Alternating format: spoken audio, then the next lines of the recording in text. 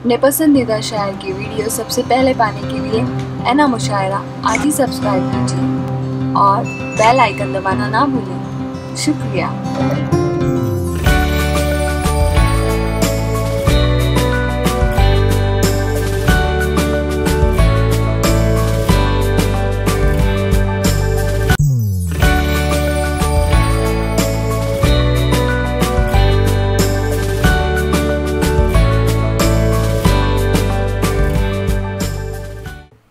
हम आगे बढ़ते हुए हमारे बीच में एक बहुत ही मोहतरम हस्ती जो ख़ासकर लंदन से सफ़र करके इस प्रोग्राम में शामिल हुई हैं, मेरी मुराद है जनाब फ़हीम अख्तर साहब, एक बेहतरीन शायर, अदीब, कालम निगार और 28 सालों से बरतानिया में मुकीम हैं और 2 किताबें लिख चुके हैं। मैं उनको दावत देता हूँ कि अपने ख़यालात का इजहार करें। फ़हीम सर। जनाब सदर ज़हीर काजी साहब, मोहतरम डॉक्टर शेख अब्दुल्ला साहब, मोहतरम डॉक्टर मोहम्मद अली पाटनकर साहब, जनाब शाहिद लतीफ़, इज़्ज़त माब यामिनी जादव साहबा, शोएब हाशमी साहब, मुअज़्ज़ज़ मेहमान,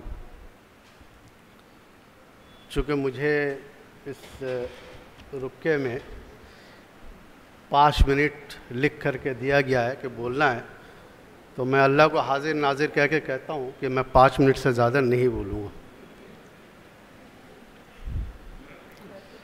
कभी कभी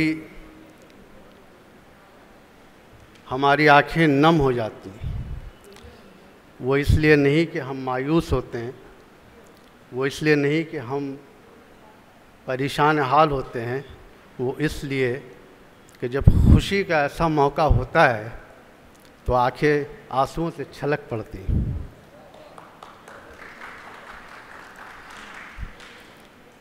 अहले बम्बई यहाँ दूसरा मुंबई उर्दू फेस्टिवल 2022 में शिरकत के लिए मौजूद है और सच पूछिए तो पिछले 2 बरसों में जब पूरी दुनिया वबा से जूझ रही थी, परेशान हाल थी, तो उसमें उर्दू अदब, उर्दू ज़ुबान के मतवाले दीवाने उर्दू ज़ुबान की खिदमत में लगे हुए थे, जिसमें एक नाम इम्तियाज़ गोरखपुरी का भी है।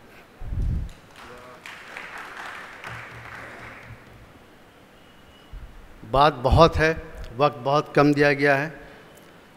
7000 मील से मैं चल के आया हूँ। मैं नहीं समझता कि मैं 5 मिनट में अपनी तमाम बातों को यहाँ रख पाऊँगा, लेकिन आदाब महफिल है। हमारे बीच एक ऐसी शख्सियत मौजूद है, हसन कमाल साहब। अभी इनसे हमारी मुलाकात हुई, बहुत सारे पहलू पर बातें हो रही थी। अभी उन्होंने ज़िक्र किया कि देवनागरी में जो उर्दू पढ़ रहे हैं आज के शोरा और लिखने वाले, कई लफ्ज़ों का उन्होंने इस्तेमाल किया। एक लफ्ज़ आजकल अक्सर मुझे ख़ास कर बोला जाता है, हसन साहब, खूबसूरत। तो लोग कहते हैं कि आप बड़े खूबसूरत हैं, और मैं बार बार आईने में देखता हूँ कि मैं खूबसूरत हूँ या खूबसूरत हूँ। उर्दू ज़ुबान के फ़रोग़ के लिए हम मायूस नहीं। 2019 में जब हमारी इम्तियाज़ गोरखपुरी और मौजूद यहाँ मुशीर साहब और रियाज़ मुनसिफ साहब अयाज़ गोरखपुरी से जब तबादला ख़्याल हुआ, तो हमने इनसे कहा कि देखो, उर्दू कॉन्फ्रेंस पूरी दुनिया में हो रही है। मैं गया हूँ, मैं मिस्र गया हूँ, तुर्की गया हूँ, बांग्लादेश गया हूँ। 100 साल पुराना शोबा है वहाँ, आपको हैरानी होगी, 100 साल पुराना।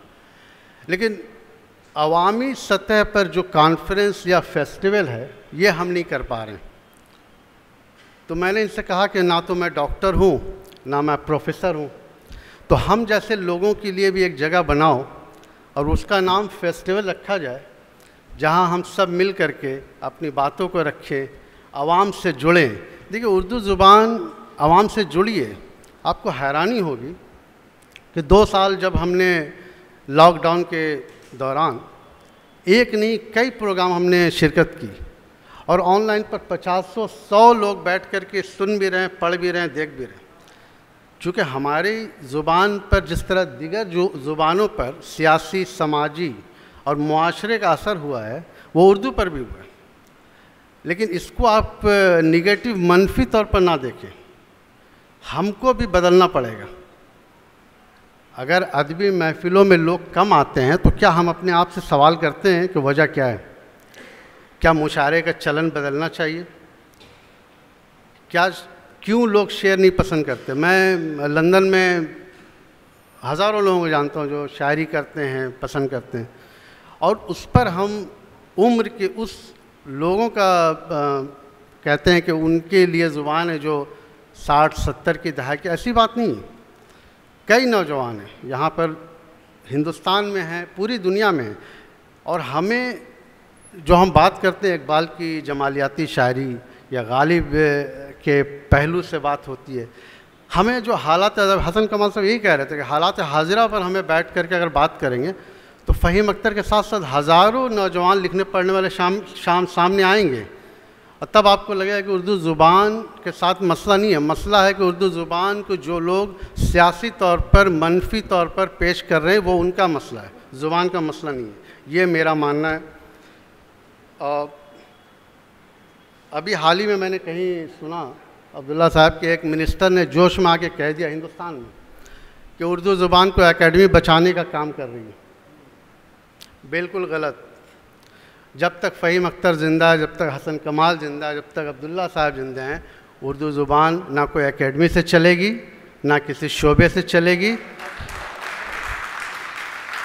उर्दू ज़ुबान आपसे चलेगी, हमसे चलेगी, और हम इसको ले जाएंगे। हसन कमाल साहब ने कितनी अच्छी बात कही कि जब तक मैं ज़िंदा उर्दू ज़ुबान ज़िंदा। जाहिर सी बात है, पता नहीं आपने जब आज बात हो रही थी 66 में जब आपने ब्लिट्स में ज्वाइन किया था ना हसन साहब, 65, तो उन दिनों भी उनको भी यही लगा होगा। लेकिन आज हसन कमाल साहब सोच रहे होंगे अंजुमन के इस तारीख़ी हॉल में कि क्या यहाँ पर इम्तियाज़ गोरखपुरी, फ़हीम अख्तर जैसे लोग हैं जो इतने दिनों बाद उर्दू ज़ुबान के बारे में आ कर के जश्न मना रहे हैं, तो उनके दिलों में खुशी होती होगी। ये बात, इससे कोई इनकार नहीं है। अब मैं मोहतरमा आपका भी शुक्रगुज़ार हूँ कि आपने अपनी तमाम तर मसरूफियात के बावजूद आज की फेस्टिवल में तशरीफ़ लाएँ, और मैं चाहूँगा आपसे कि आइंदा आने वाले फेस्टिवल में आप बढ़ चढ़ के हिस्सा लें। उर्दू ज़ुबान किसी मज़हब को रिप्रेजेंट नहीं करती है, किसी एक कल्चर को नहीं। ये तो ऐसी ज़ुबान है कि सबको लाती है अपने साथ, तो इस पर आप भी ध्यान दें। और अंजुमन जिस तरह से उर्दू ज़ुबान के लिए हर साल ताउन करती है, हम अगर लफ्ज़ों में शुक्रिया अदा करें काजी साहब का और अब्दुल्ला साहब का, तो मुझे लगता है ये एहतरामन सही नहीं होगा। हम दिल से उनके मशकूर हैं और हम चाहेंगे कि इस फेस्टिवल को बड़े पैमाने पे किया जाए। हमने इम्तियाज़ से भी कहा कि इसको सिर्फ कॉन्फ्रेंस और सेमिनार में महदूद मत रखो, इसका दायरा बढ़ाइए। इसमें अफसाने हैं, इस पर गुफ्तगू है, इसमें बड़ी चीज़ें हैं, ड्रामे हैं, इसमें छोटे छोटे। देखिए नौजवानों को लाने के लिए तो ये सब चीज़ करनी पड़ेगी। हम सिर्फ सेमिनार करेंगे उससे शोबे का भला होगा, किसी अवामी सतह पर कोई भला नहीं होने वाला है। मैं एक बार फिर आप तमाम लोगों को ख़ासकर अहले बम्बई का शुक्रिया अदा करूँगा कि जिन्होंने हमेशा हमारा साथ दिया, मेरी हौसला अफजाई की, और इंशाअल्लाह ज़िंदगी रही दुनिया के हालात से हम सब दो चार हैं, लेकिन फिर भी हमारा जज्बा बहुत आला है, बहुत आगे जाने की हम सोच रहे हैं। हम ज़रूर जाएंगे, सिर्फ आप अपना साथ हमारा ना छोड़ें। उर्दू ज़िंदाबाद, उर्दू पाइंदाबाद। खुदा हाफ़िज़।